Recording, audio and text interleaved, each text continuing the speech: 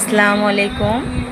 আল্লাহর অশেষ রহমতে আপনারা সবাই কেমন আছেন? আলহামদুলিল্লাহ, আমি খুব ভালো আছি।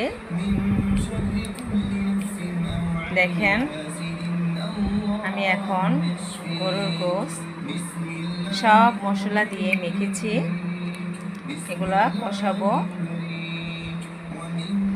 দেখেন কত ভালো লাগছে দেখতে।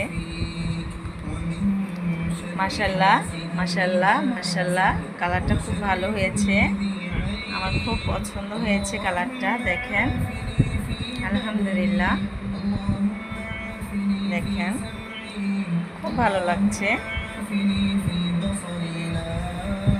এগুলা কষাবো, কষিয়ে পেঁয়াজ বেরেস্তা দিয়ে আমি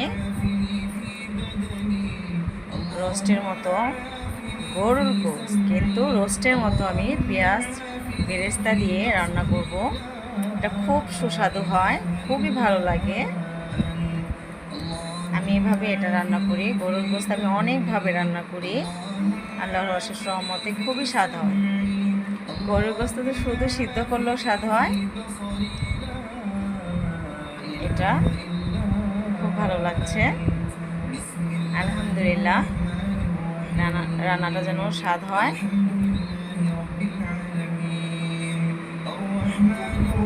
আল্লাহর অশেষ রহমতে